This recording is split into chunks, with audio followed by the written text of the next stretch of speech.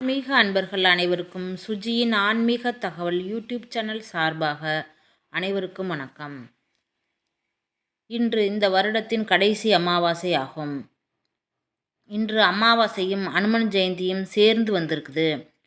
சுக்கிரவாரத்தில் வந்திருக்கக்கூடிய மார்கழி அமாவாசை. அமாவாசை என்று பித்ருக்களுக்கு தர்ப்பணம் செய்து வழிபாடு செய்வோம். மார்கழி மாதத்தில் வரக்கூடிய அமாவாசை மிக மிக விசேஷமானதாகும், சக்தி வாய்ந்ததாகும். இந்த அமாவாசை நாளில் வேண்டுதல்கள் வைக்கும் பொழுது சில வழிபாட்டு முறைகளையும் தவறாமல் செய்யும் பொழுது கேட்ட வரம் கேட்டபடி கிடைக்கும்.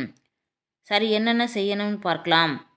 பசுக்களுக்கு தானம் கொடுக்கலாம், அகத்திக்கீரை கொடுக்கலாம். அமாவாசை பௌர்ணமி நாட்களில் பிரபஞ்சத்தின் சக்தி அதிகமாக இருக்கும். இந்த நேரத்தில் நாம் எதை செய்தாலும் அது நமக்கு முழுமையான பலன் கிடைக்கும். அதனால்தான் அந்த நாளில் நாம் இறை வழிபாடு செய்வோம். பரிகாரம் செய்வதாக இருந்தாலும் அந்த நாளில் நாம் செய்வோம்.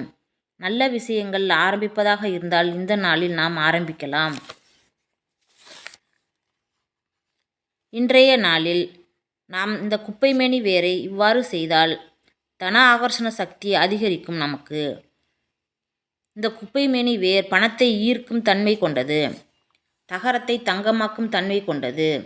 இந்த அற்புதமான சக்தி கொண்ட குப்பைமேனி வேரை ஒரு டப்பாவில் போட்டு அதனுடன் கசகசா, சிறிதளவு பணம் ஆகியவற்றை இந்த அமாவாசை நாளில் பூஜை அறையில் வைத்து வழிபட்டால் நம்முடைய கஷ்டங்கள் குறைந்து பணவரவு அதிகரிக்கும்.